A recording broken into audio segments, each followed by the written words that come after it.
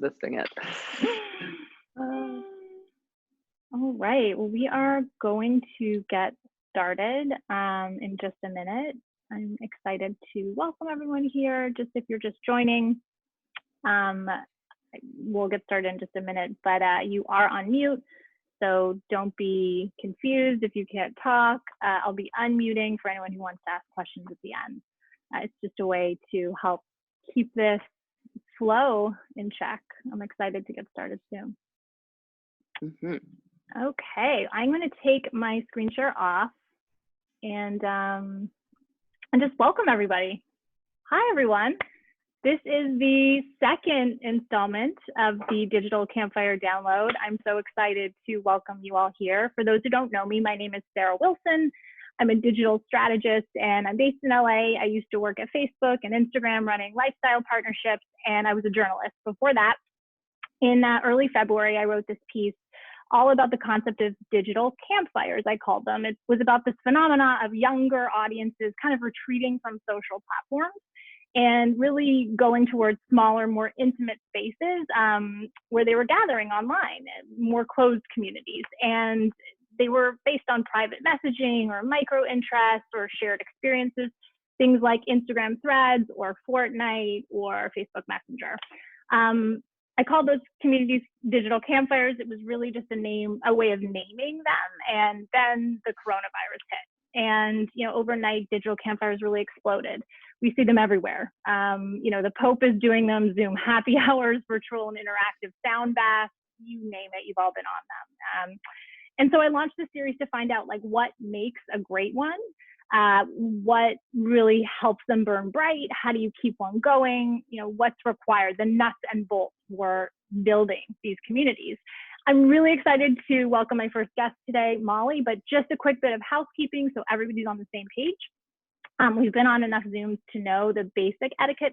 I have muted all of you, like I said. If you can't talk, that is why. This is going to run about 35 minutes, 35, 40 minutes, depending. And you're going to have a chance to ask questions at the end. You can just raise your hand via the raise hand feature at the bottom of your screen, or you can pop a question into the chat window. And I will, either call on you or ask the question. This is recorded, just so you're aware. I think you guys all know that. So I will get to our guests. So just a quick preamble. About a year ago, I started to see celebrities sharing out their phone numbers on Instagram and Twitter and on YouTube and asking their friends to text them. And, you probably saw it too. Ashton Kutcher was the first. And then there were a bunch, Paul McCartney and Amy Schumer and Kerry Washington. And it really stood out to me because it felt super actually authentic. And it also felt weirdly intimate to see these celebrities sharing their phone numbers. And obviously, I had the reaction huh? Is this even real? What is this? Were they hacked? And it turns out, yes, it is real. They were real, sort of. These words are real phone numbers, but they're actually real people behind them, very much so.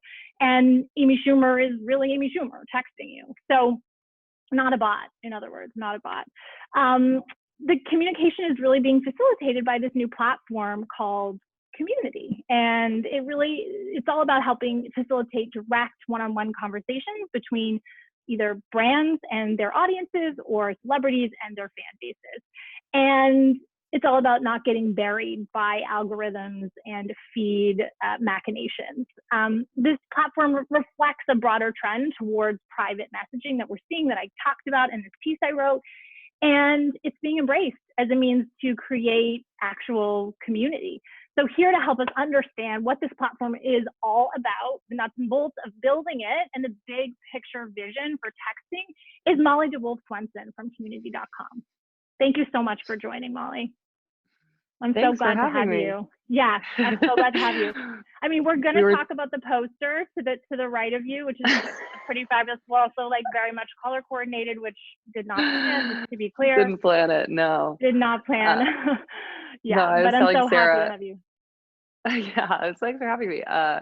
We were talking before this all started that this is simultaneously the most dressed I've gotten for a Zoom call and the least dressed I've gotten for an interview, I think, ever. Good. So pumped Good. about That's it. And a good combination.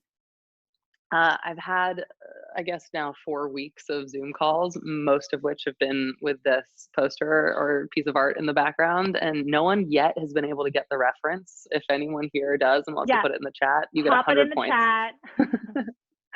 Exactly. And You'll win otherwise, some I'll kind of reveal prize. at the end. No Googling, no Googling. Right. Um, So but yeah, Molly, happy to be yeah, here. I'm so glad you're here. So I really like to get these started by finding out kind of a little bit about you, why you came to this platform, and really like why you're doing what you're doing, because I think it really helps people understand the bigger purpose, the bigger mission. So can you talk a little bit about your background? It's super interesting. Yeah.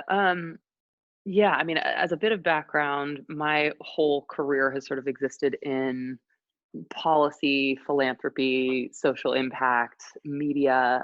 So a lot of my friends, probably all of my friends, once community launched and I started sort of posting, text Paul McCartney, text J-Lo, text Ellen DeGeneres, are like, what are you doing at a celebrity texting platform? Like, I don't get it. It doesn't add up. How you go from like working at the White House and doing like humanitarian disaster relief and producing documentaries about Ebola to like text Ellen DeGeneres. And so with every person, I feel the need to sort of explain what the background was and how I sort of ended up here. So I'll give a little bit of a truncated version, but basically my whole career from working at the White House to co-founding Riot, to going to work at Maverick as the chief impact officer, every one of those moves has been just a matter of me trying to guess and check and like by process of elimination, figure out where I can position myself to achieve the most positive impact in the world. Right. And coming right out of college, I was like, cool, it's going to be going to work for Obama at the White House. Let's do that. Mm-hmm. Let's like go for it. And I ended up with an internship Casual, there, super fortunate. casual.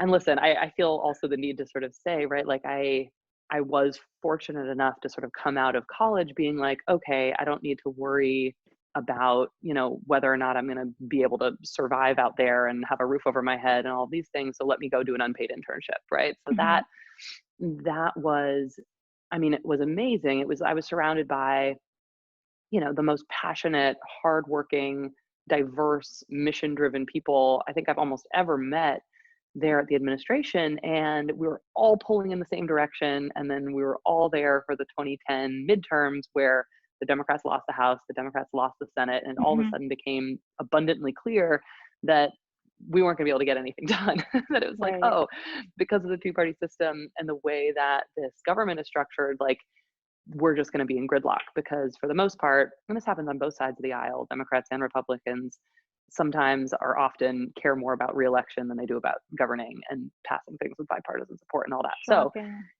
shocking. So I ended up like a little bit disenchanted with the federal government itself and with politics itself. And that's sort of when I ended up moving out to Los Angeles, and ended up running or helping run foundations for Shakira, Kobe Bryant, and Ben Stiller. And it was this company called Global Philanthropy Group, that was essentially, I think, the first of its kind that sort of took a management consulting model and applied it to leveraged philanthropic strategy. So it was like, let's take someone with an incredible platform and help them really figure out how to use that platform in service of the causes that they care about. And so it was, you know, Brad and Angelina's foundation when they were still together, and Demi Moore and Ashton when they were still together, and Madonna and all these amazing people. And so I was like, great, I'm going to get to take the social impact part of what I loved at the White House and the mission driven work, but apply it to a startup environment, which is really Yeah. exciting. And so that was sort of my first taste of startup, and it was also really fun and amazing, but ultimately sort of felt like I didn't belong in celebrity client services, which takes a Mm-hmm. very specific, very patient personality type that I don't Totally really get have. it. And I, you know, from there, I ended up meeting the co-founders of my first company, Riot, through Ben Stiller. There were these humanitarian aid workers in Haiti, and we set out to build a news organization called Riot that was news plus action. So it was, here's what's going Mm-hmm. on in the world, here's what you can do about it in one place. And we were trying to make the news less depressing and trying to give people an entry point to find causes that they cared about. And you know, this was right at the time when Upworthy was launching and Mike.com was launching. And so we sort of saw Mm-hmm. those as our contemporaries. Uh, and what was so fascinating about that time, as many of you probably remember, is there was a democratization of media in the sense that what Riot was posting and what the New York Times was posting and what CNN was posting all looked the same in your Twitter feed and all looked the same in your Facebook feed. And that was great for an upstart like us, because it was like, oh, we can break a news story before these other people if we just get it up on Twitter first. But as you guys know, and as I'm sure it's not lost on you, these are the same mechanics that led to the fake news epidemic. Right. That Right. we don't see a difference between, whatever's on InfoWars or whatever it might be that's popping up on your newsfeed and what a publication of record like the New York Times or Washington Post is publishing. And so that obviously became a huge problem, but it was a great boon for us, and ended up being one of the reasons I think that we were able to succeed. And we ended up getting acquired by Huffington Post and AOL down the line.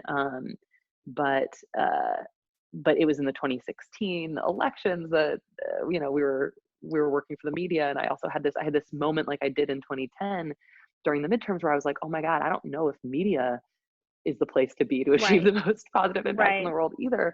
And I don't know that I can proudly say I'm a member of the media right now, given sort of what's happening and the breakdown. By the way, I was at HuffPost at the time too, so I feel you saw it. Yeah, you saw it. And also, Ariana Huffington had bought Riot, and I was so excited to work with another female entrepreneur. And then about 2 months after the acquisition, she was like, bye, going to build Thrive Global. And I was like, oh wait, okay. So ended up leaving in 2018 and knew I wanted to get back to social impact work, but wasn't quite sure what I wanted it to be. And it was around that time that I got introduced to Guy Osiri. And Can you say who Guy is for those who don't know?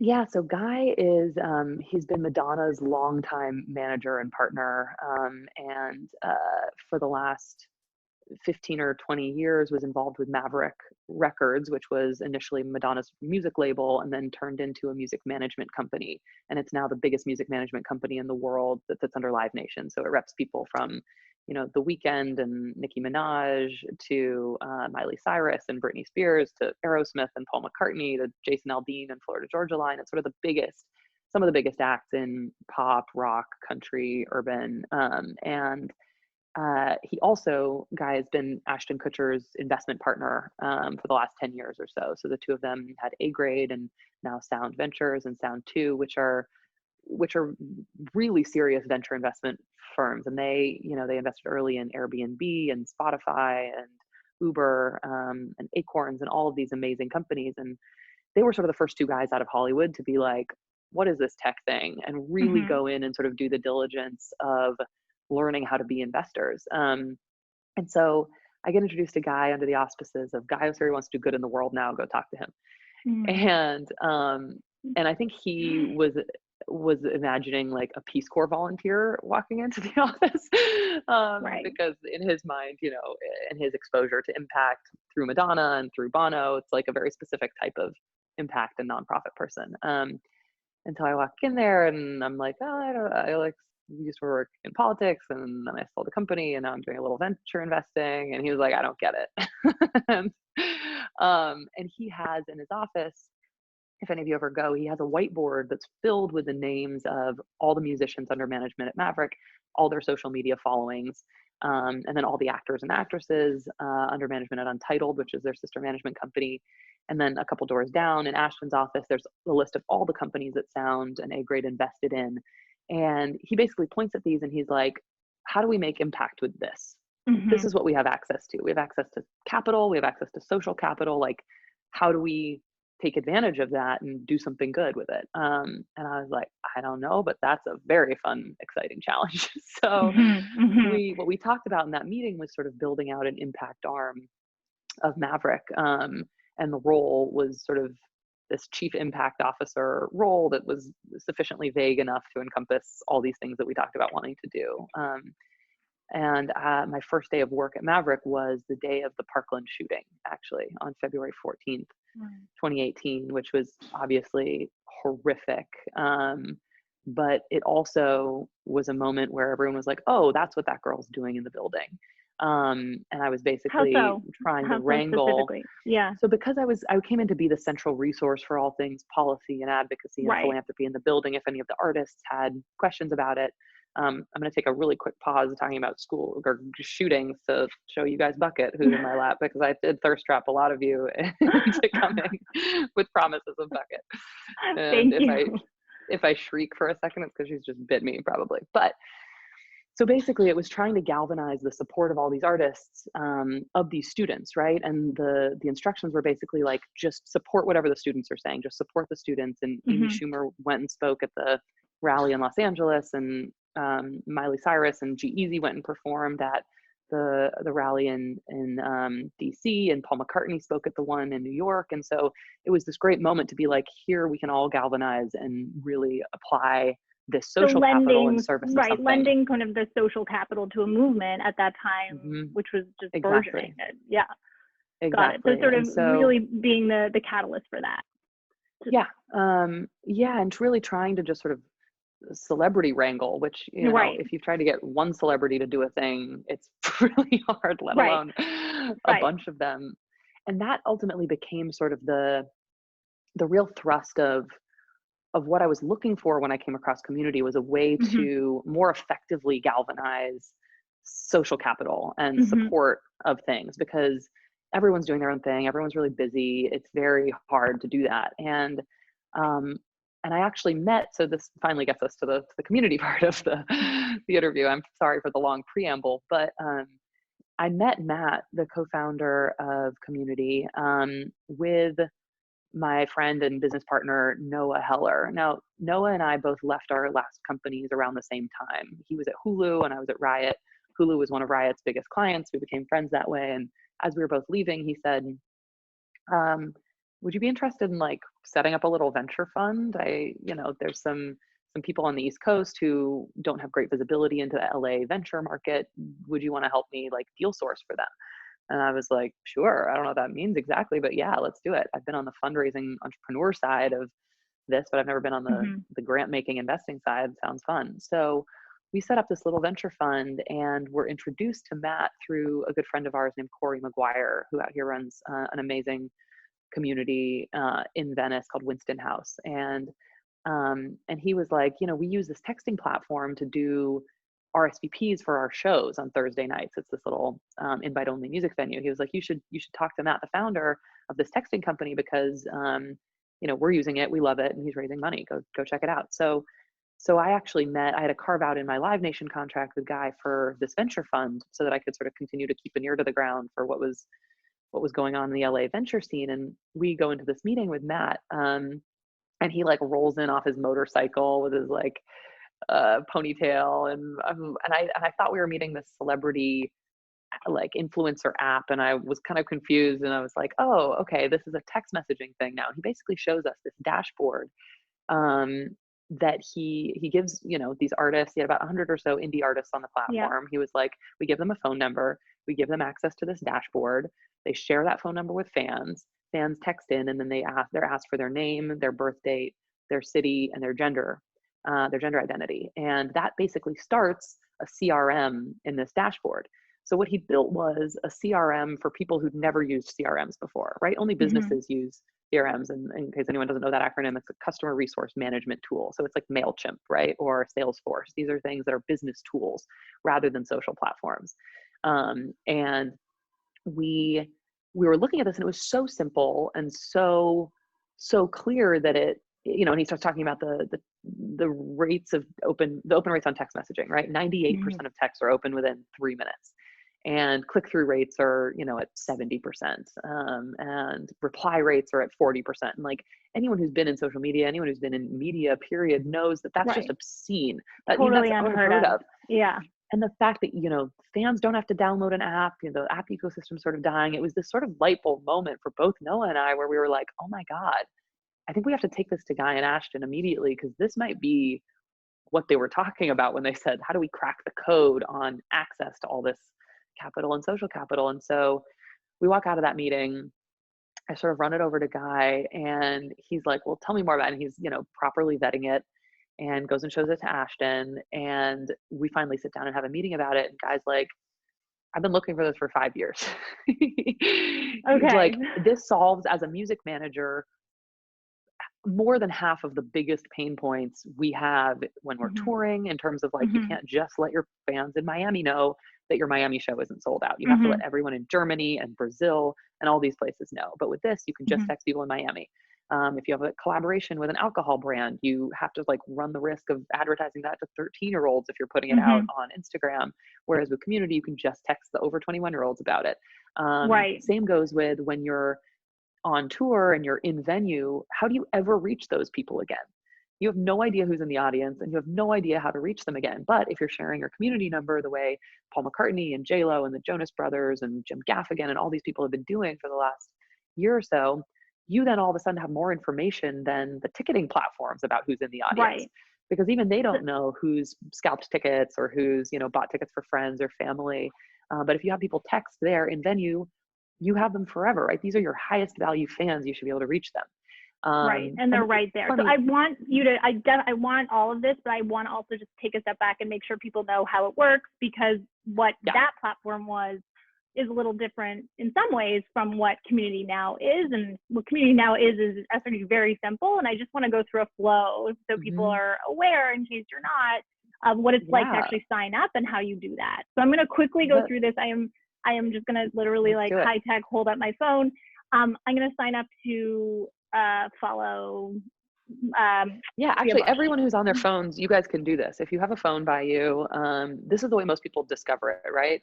We won't be able to see you if you exit out, but you'll still be able to hear us. Go to Instagram, and I'll give you a couple names. You can pick whoever you want. We won't judge you based on who you pick, but go to, let's see, Amy Schumer, J-Lo, P. Diddy, Whitney Cummings, Kerry Washington,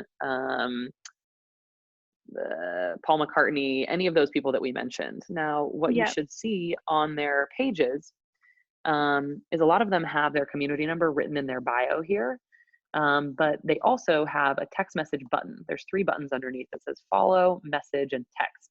Hit that text message button, and it'll take you right to a text message to their community number. So go ahead and say, hey, what's up? Yeah, so I just did one with Sophia, and I got this, hey, it's Sophia. Yes, for real. I'm glad you're here. Make sure you click the link and add yourself to my phone so I can respond to you. So this is essentially the legal stuff. So I click the link. So that's actually accept. Yeah, so that just takes you to the global community opt-in form. So that welcome message will be customized. It's totally customizable by the talent. And then that link is the link that everyone has. So that is basically you opting in to hear from this community leader about whatever they might want to send you. And it also gives them information about how to get you geo-targeted info or info that's relevant to your age or gender or whatever else. So go ahead and fill that out. And if you've already joined a community, you'll notice you don't have to fill that out again. It's just a click accept. It's just a click. And now I've gotten Sophia's info, which is like contact card, a little bit intimate. So I add that to my existing contact, or excuse me, I create new contacts. It's done, and now she's in my phone. So I think the question for me is, okay, that's great. She's in my phone, but like, is it really her? Am I receiving text from her / all the other brands and celebrities I follow via community? If you could walk us through that. Totally. So what the talent has on their end is an app, the community app on their iPhones, and access to a community desktop dashboard. So all the text messages go into there. And I would say about 50% of the people we have on community, which is close to 1,000 people at this point, about half of them, it's just them, right? If you're texting Amy Schumer, it's just her. If you're texting Whitney Cummings, it's just her. If you're texting Ashton, it's just him. Some people have help, right? They'll have an assistant or they'll have a digital media manager. It'll map to their social media use in general, right? So if they have community managers helping them on other socials, probably they have access to their community accounts as well. But every message that you get is from the talent or from their team. And in general, people will be like, oh, this is a bot, but some people don't understand the difference between bots and mass text, right? Everything's coming as a individual text, but sometimes it's sent to an entire community of 100,000 people. Sometimes it's just sent to you because you live in Los Angeles, or just sent to you because you're a woman, or just sent to you because you are a part of Ashton Kutcher's tech or investing community because you've texted him about tech or investing or any of those things. Yeah. So can you speak a little bit to that? Because I want to understand, like, am I getting texts that are different from other folks who've signed up? And if so, why? What is the breakdown there? Yeah, so in general, the feedback that we tend to give community leaders when they onboard is don't use the blast text feature all that much because every time you send a blast message, you're To probably going to have some everyone. unsubscribes to everyone in your Right. community, right? Hmm. When possible, use it to DM, use it to send birthday messages, use it to send targeted, segmented messages, because it's in some ways a little like an email list where you're not going to unsubscribe from an email list if Hmm. you're not hearing from them enough. You're going to Hmm. unsubscribe from an email list if you're hearing from them too much about things that aren't relevant to them Hmm. or to you. So we Got tell it. people to think of it that way, right? Okay.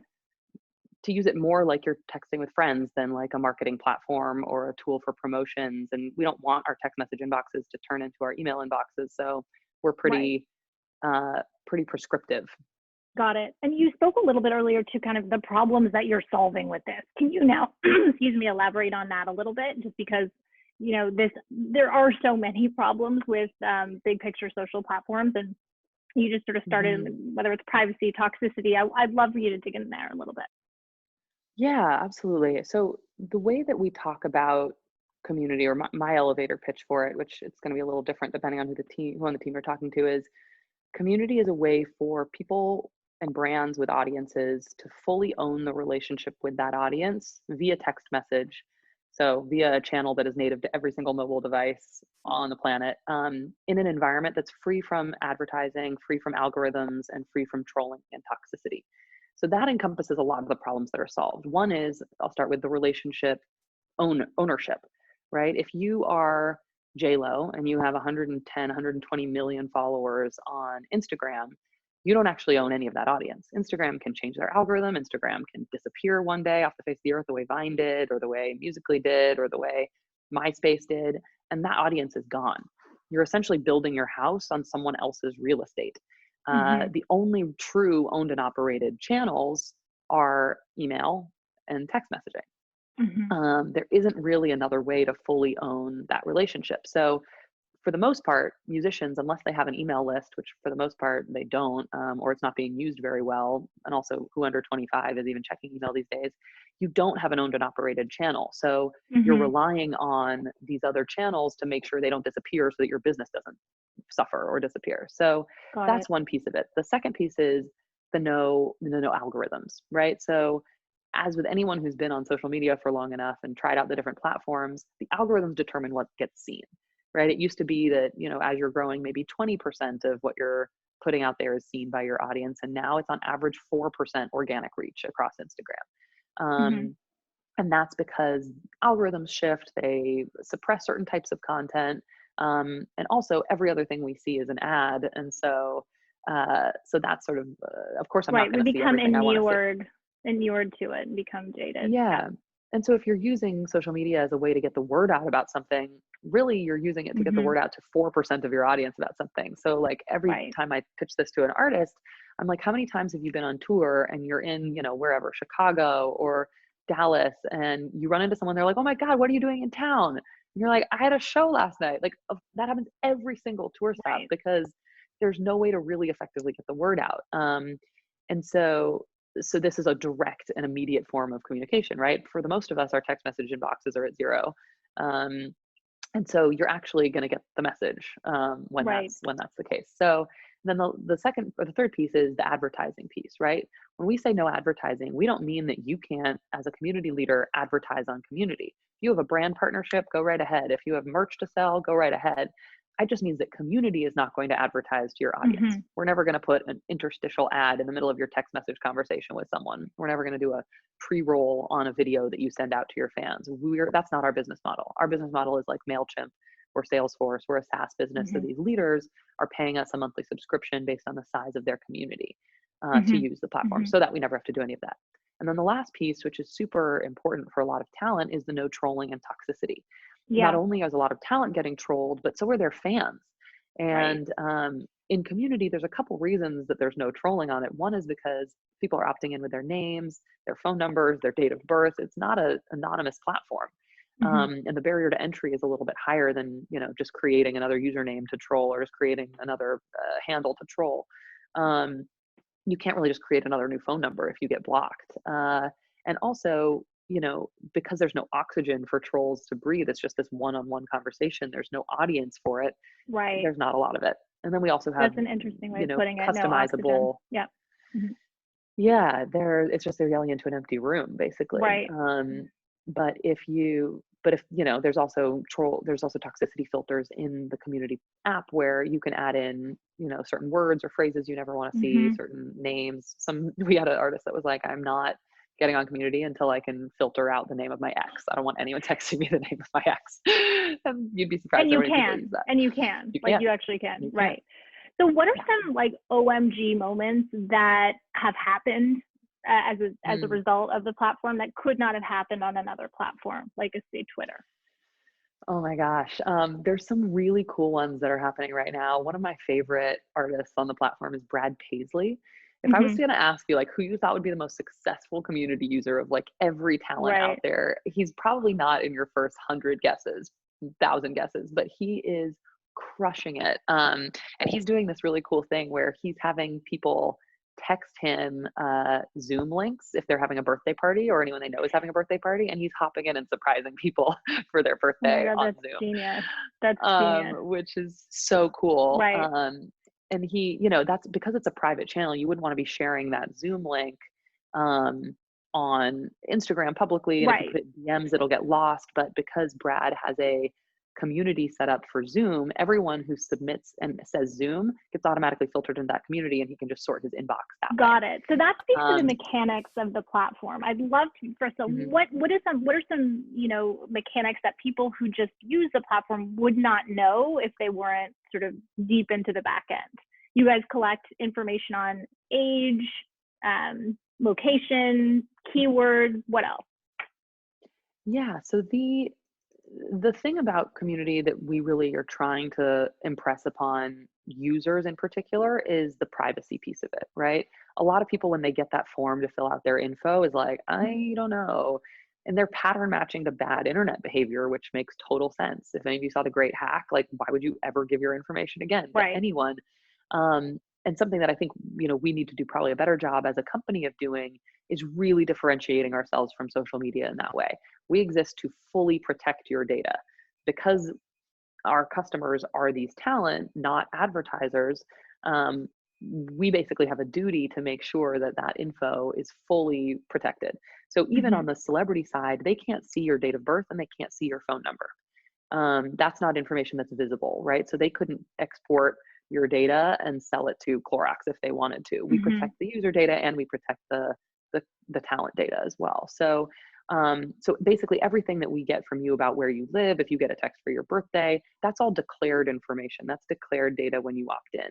And then the only other piece of that, like, we're not scraping your location off of your IP address. We're not, listening to conversations in other apps and doing that. We're not even, say, JLo has a Spanish community set up that detects if people are texting her in Spanish with Spanish Mhm. keywords. We're not telling that to, Francia Raisa or to Kate Del Castillo or any of the other amazing Latina artists that we have on. We're just suggesting that maybe they set up their own. So if there's overlap in Got the it. fans, we're not sharing that data with the other artists. But something that Ashton said when I first showed him community for the first time is he was like, "Oh, great, I can stop tweeting now."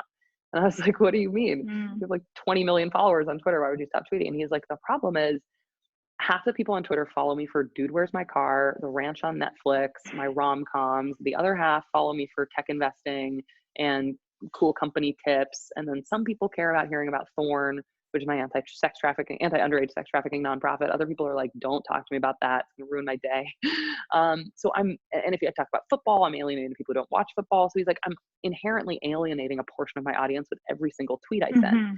He's like, but if community can help me detect who actually watches the ranch, so they're the only people I'm talking to about the ranch, then that would be great. So what he Mhm. has set up on the back end are a couple different communities. One is for the ranch. So anyone who's mentioning his character name, Colt Bennett, anyone who's saying the ranch, anyone who's talking about Rooster, some character that was killed off, is automatically filtered into the ranch community because it's detecting them talking about elements of the show or keywords from the show that Right. indicate they're a viewer. So you're So I don't get hyper any texts about the ranch. segmenting. Right. So you're Hmm. hyper segmenting that piece of your audience that is actually interested in the thing you're talking about. You can actually direct them. And so you can Yeah. do that by subject matter, it sounds like, by Hmm. location, by age. Hmm. Is that that's kind of it, right? Those three categories. Yeah, that and when people joined, right? So if When you're right. at a speaking engagement or you have some pop-up or you're on tour, you can filter by, people in Hmm. Austin who joined in the last 24 hours, and you can be Hmm. pretty sure that those were people who were at your event, and you can throw them into something Right. else, like a community Right. to return to later. How are you thinking about, one of the things that's so important with any community building is really thinking about how you're valuing your most valuable players, your MVPs, whether it's on the Mm. customer side or the user side, the people who are paying you, but then also someone who is just receiving, like the super users. How are you thinking about stoking that piece of the community? That's a great I mean, it's a great question, and it's something that we're working on, right? When artists come to us, they're like, "I'd love to know who's responding to my messages the most, or Right. who's clicking on my links the most, or who's streaming my music the most on Spotify, or buying the most tickets or merch." Hmm. So we are working on that. That's not in the product yet, but that's Hmm. definitely the direction that we're trying Thinking to about go, is it. to help these artists super serve their highest Yep. value fans. Like, community is already a place for the super fans, right? You're letting these artists into, or these Right. public figures into your text message inbox alongside your mom and your best friend group chats and Hmm. all of that. And that's a channel it's a sacred channel. Hmm. And so what we're trying to make is just an all around better experience for people on the user side and the artist side. And I Okay. think that being able to integrate those types of analytics and intelligence into the product will be a big part of that eventually. Down the road. And what other tools or platforms are you experimenting with? A lot of people ask me about FaceTime, for example, and being able to do, Mm. expand texting into FaceTime or other functionality that's already very much like integrated into your phone. Are you guys thinking about that at all? We're sort of thinking about everything, right? At Everything, this yeah. point, the way that our product team works, and they're absolute friggin' rock stars. I mean, the stuff that they are pushing out on a weekly basis, the updates are amazing. But basically, they're not prioritizing anything that isn't being repeatedly requested by customers. Mhm. So Mhm. the only stuff that we're creating is the stuff that leaders are like, I can't live without this thing. Please make Mhm. this. Like, Mhm. for instance, um, we just launched a feature that just allows you to sort of text all the new people in your community who joined since the last time you sent out a blast message. Mhm. That was something that was just like, every leader was like, I need this. Um, and so basically that's how the product organization works, is that's the stuff that Mhm. we prioritize. Got it.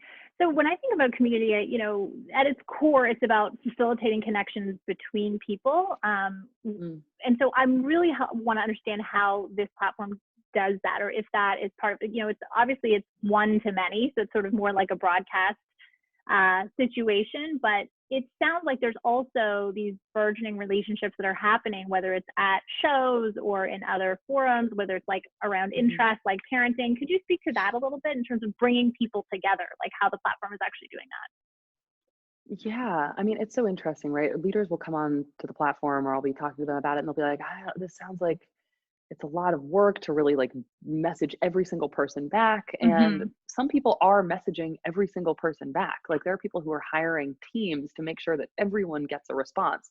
And then there's other people like Paul McCartney, who I'll get one text from every 2 months or so, and it's like a voice memo or whatever else. And he only sends blast messages, and they're delightful.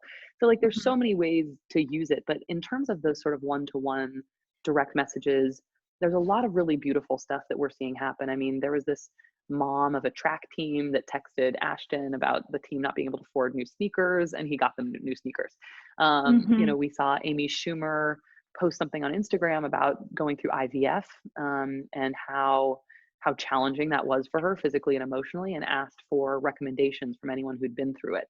And thousands of women and men were texting her their recommendations. And I actually had a few girlfriends text me or call me and be like, "Oh, I get community now." They're like, "I Right. wouldn't have posted on Amy Schumer's Instagram comments a bunch of recommendations for IVF. Like, that's a very personal thing.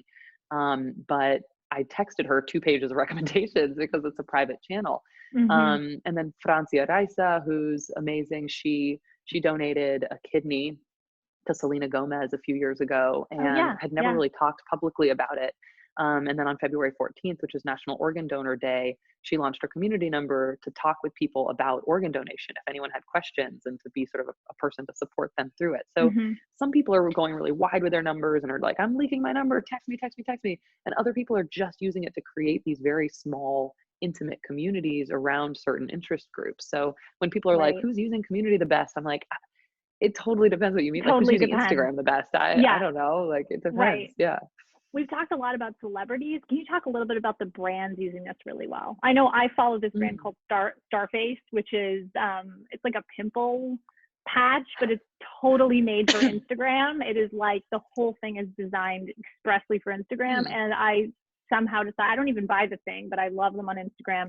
And the Starface character now texts me, which I find delightful. And I'm sure one day I will buy it, but it's very, the brands that I find do it really well are very much inhabiting a personality. Can you talk to that a little bit?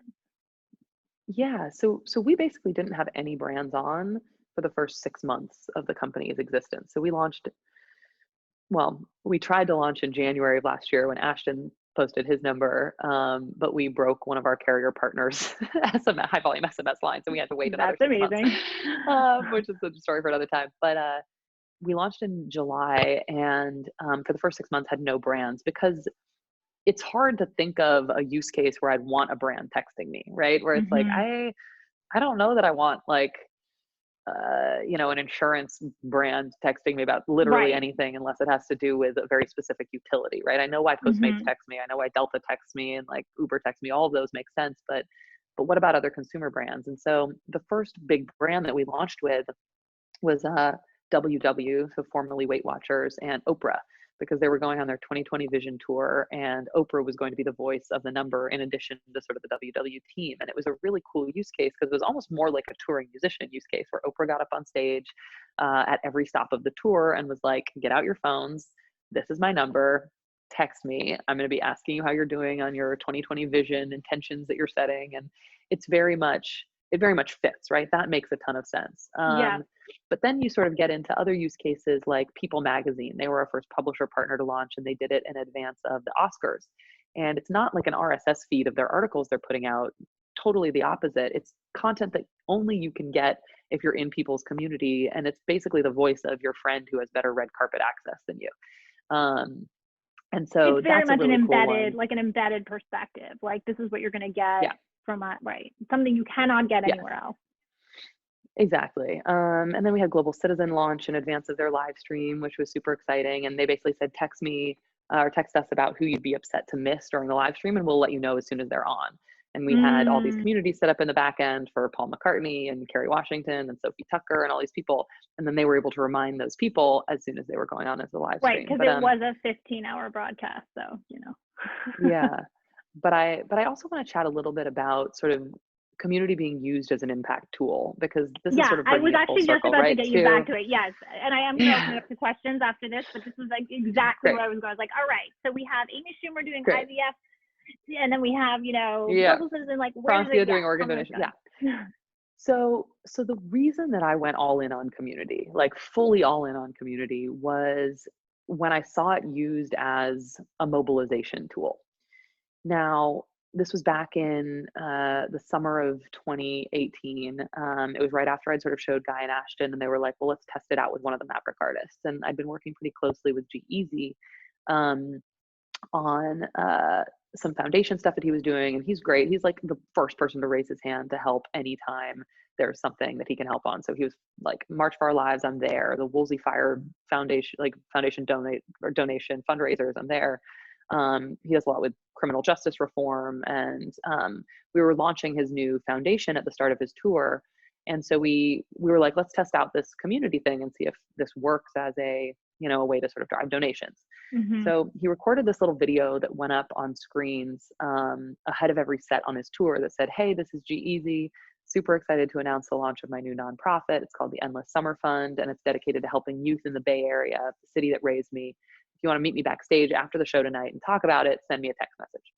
Number goes up on screen. 50,000 kids texted over the course of tour. We raised about $100,000 super quickly, just because it was, you donate $10 or more. And by the way, Propeller was our partner on this. Brandon, who founded Propeller, is on the chat right now. So Nice. through Propeller, which does fundraising live at shows, we were able to raise this $100,000. And there was this incredible, it was a raffle to meet him out backstage after the show. You donate $10 or more. And while that was amazing to see that it was useful as a fundraising tool, the crazier moment happened a couple months later when his tour ended. It was November 2018, and Mark Benioff from Salesforce was trying to get Prop C passed up in the Bay Area, which was a tax on the big tech companies to support low-income housing. And G was supporting it on social media, and we were like, what would it look like to text those people that we collected phone numbers from? We know where they live, we know how old they are. And so we ended up sending a text message to the people over 18 in San Francisco, basically just saying, hey, it's G, like, I know we haven't chatted since tour, but I wonder if you're planning on voting tomorrow. There's an issue that's super important to me on the ballot. Guess what the response rate was? Extremely high, 100%. I mean, I can imagine. 150%. 150%. It was 80%. Wow. This is a response to people responding to the text? Like what to G-Eazy's text. People, right. People who wrote back, right? It's not a like, it's Yep. not a comment, Sure. it's people responding, engaging with that message. And Yep. like we said at the beginning, like that is utterly unheard of. And we were able to do this thing where it was like, oh, like I'll call a couple of you who send me pictures of your I voted stickers, right? And some of these people are like, oh shit, I'm changing my plans and I'm going to the polls now. And that was the moment for me where I was like, oh my God, if this reaches scale by 2020 or by whenever, this could be the difference between what laws get passed and don't get passed. This could be the difference between who wins and loses, not only in sort of smaller down ballot local races, but the presidential election. And that is the thing that I am sort of here for, right? And so my friends, when I get to that part of the story, are like, oh, this makes sense now. And so, you know, we're doing some really, like, I see there's a bunch of our artists that are doing this now, but one of them who was sort of the pioneer of it, Misha Collins, he's been the star of Supernatural on the CW for the last 15 seasons and has a huge community. He's sending out birthday messages to every person every single day. They're super clever and wonderful, but then he's following up every birthday message to just the 18-year-olds, the people who turn 18 on that day, with a register to vote link. Oh my God. And that is something that I'm now like, oh my God, we have to get every artist who wants to be a part of this should GOTV, just be a best get out the vote practice. efforts, to be doing that. It's a best practice. So that's something we're sort of starting to scale. And then Kerry Washington did this amazing thing in November of this last year, where she went to Flint, Michigan and Hampton Roads, Virginia, to do sort of voter education and just general meeting people on the ground there. And she asked a bunch of her friends who are community leaders like Ashton and Piper Parabo and Misha Collins and Deborah Messing and all these other people, saying, hey, will you text your fans in Flint and in Hampton Roads and let them know I'm going to be there, and give them my number. And so they all text, all those people text Kerry Washington, and she has hundreds of people come to meet up with her in these places. And this all happened in these little private individual chats. And these are all people who would never have known that she was going to be in Hampton Roads and Flint, and that now had a chance to meet her and talk with her. And that is something, like, that is the type of connection and the type of real human interaction that we're trying to facilitate with this platform in a way that I think is really challenging to do on social media, because the tools to do that geo-targeting are only available to advertisers. They're not, right. They're not there for the users. Well, this is amazing. I'm going to open it up to questions. So if you have a question, if you could just use the little raise hand feature, which is available in Zoom, you should see it. If not, you can just pop a question into the chat. I mean, I have lots more questions, but I really would love to hear from some of you. Because Molly, you've touched on such interesting stuff that really just ranges in such a big way, and really speaks to how we're not only consuming content today, but where we're actually finding our sources of influence and what matters in terms of messaging. I don't see anyone asking questions, but I'm sure there are some. Oh, service access denied. Oh, great question, Meredith. So the service access denied messages happen to about 5% of T-Mobile users who don't have business chat turned on. And so I'm so sorry you're going through this, but what you have to do is call T-Mobile and say, Oh my please turn on God. business chat services. I know T-Mobile, gotta love them, but they're our problem child. Oh So yeah, no. I'm sorry to make you do this, but yeah, it's a additional Meredith, feature that has to be added to sorry. certain T-Mobile phones. I've learned way more about the intricacies of the carriers and SMS than I ever wanted to know or thought I would have to know. Does anyone else have a But thank you for question? We're asking. totally open. From Amanda. So Amanda says, hold on, can you share how you envision this tool for mobilization on the political side? Mm, Oh, you did speak to that. What's your dream for how to empower citizens? Maybe you could speak to that more yeah. specifically than you have. Oh my gosh, what's my dream?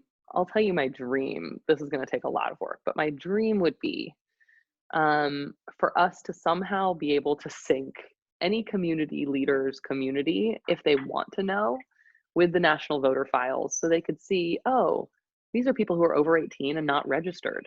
Let me send them a text message and see if, they want to maybe check their registration status, or see if they maybe want to, if they want to have a conversation about civic engagement. Maybe we see who the low propensity voters are and engage them in conversation. I mean, that's like my pie in the sky Mm-hmm. mobilization dream. Like But getting really, I really think that hyper targeted and deep. Yeah. yeah, but I also have this dream, and there's some really cool examples of this being done, not yet on the political side, but Jessie Reyes, who's an amazing artist, sent a text to her community that just said, "Hey, I've always wanted to collaborate with J. Cole. Will you go to his last Instagram post and comment that he should work with Jessie Reyes?" This is a week old post. 4,000 comments in 10 minutes he got on that Oh last my post. God. And yeah, it was a really amazing sort of secret army mobilization moment. So I would love to see something like that, that's like a pressure campaign put on, I don't know, the governor of Texas to pardon a death row inmate who is very Mm-hmm. clearly innocent, something like that, right? Mm-hmm. How do we get those kinds of secret army moments going in ways that are really targeted and achieve very specific results? And then also just being able to, Amisha Collins is another great example of this, where he's sort of texting, and what G-Eazy did about Prop C, where he was like, "Hey, this is an issue that's super important to me. If you want to talk about it, let's talk about it." And basically, if you can, and if our product does a good enough job of really scaling these people's ability to have personal conversations in a private, intimate space that's not for public consumption, I think we may be able to sort of change hearts and minds and create connection where people feel isolated, especially in moments like this. And then the last thing I'll say is, given how uncertain our COVID future is and whether we're going to be able to actually go to the polls, one of Mm-hmm. the really important things that I think community will be able to do is give state specific information on how to get vote by mail ballots, which are going to be hugely important and are very state to state different. So Well, that's another thing that that I'm. actually leads right into the next question from Amanda Potts. She's asking, how has the current climate, which weirdly we haven't even touched on. I asked no questions Mhm, about this, but I'm really curious. It's a great question. How has the yeah. current climate shifted how you plan to scale the platform, if at all? Yeah, what's interesting, I mean, personally, and I think I can speak a little bit for the organization on this, is a lot of our focus as COVID became very real was shifting our strategy to recruiting leaders who could be sources of truth on the platform. So, Mm-hmm. for instance, one of the first people that we went to for this was Dr. David Agus. He's actually Ashton Kutcher's doctor, and he has a whole team of people supporting his community number where he's sending out daily COVID updates. And that's Dr. David Agus. If you want to find him on Instagram, you can also join his community. He's sending out really interesting daily coronavirus updates. And if you have questions, he has a team of people responding to those questions. So that's amazing. Also sort of shifted to news anchors, right? So Van Jones just launched, and Nora O'Donnell from CBS Nightly News, and we're talking with a bunch of others where they can be, again, sources of truth. And I think that, it's our team has been building something for the last 2 years that's fortunate to be something that really meets this time. And our messaging has changed a bit and our tactics have changed a bit just to make sure we live up to our name, which is community, right? And like we're sort of reconsidering and redefining what engagement looks like in this way, right? It's not Mm-hmm. about just sort of promoting your YouTube videos and not just about promoting the films you have coming out. It's about being a source of positivity and truth in this moment where people are sort of confused and isolated. Um, and yeah, I don't know that it's fully changed the strategy, but it's changed a little bit the type of leaders that we're going out and actively recruiting. And I'll mention Right. Community is right now sort of an invite-only platform. So if you go to community.com, there's a waitlist form, and we're slowly starting to pull people off of that based on the use case, but we can't really have it be a self-service platform yet because there's a limited amount of community numbers that have been pre-approved for all this high volume traffic by the carriers. Got it. That actually leads into the next question from Amanda on the risk side. Have you guys ever thought about how people might abuse this platform and really in terms of misinformation, right? Like if you were to pull someone onto the platform who is an InfoWars personality, I mean, how are you thinking about that? Pushing out messages, information that is just false, that's one-sided, and there's no way for someone to actually call out the abuse. Do you regulate the information at all? It's a great question.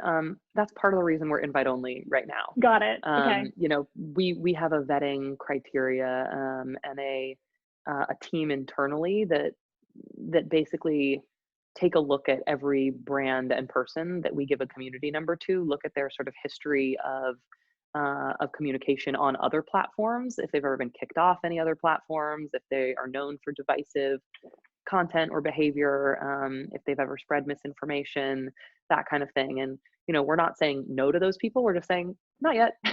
You're on the wait list still. And the people that we're pulling off the wait list are pretty squeaky clean for the most part.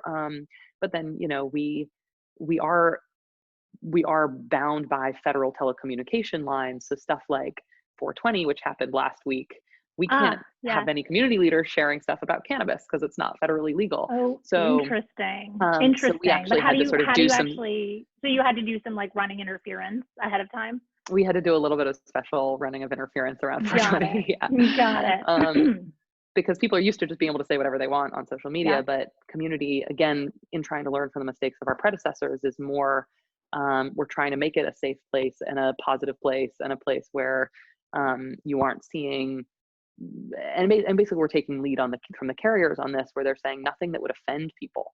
And we do have the ability to monitor for that and have a code of conduct around that.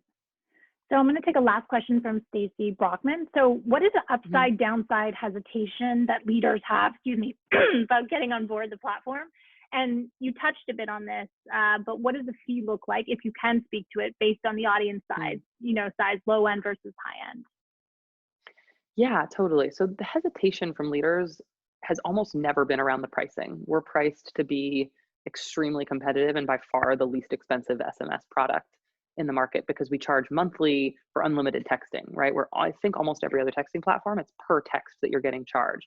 And the reason we do this is because we want you to be able to send out a heart emoji or how are you doing today, and have you not be thinking about how that contributes to your bottom line or whatever else, or what it's going to cost you to send that message.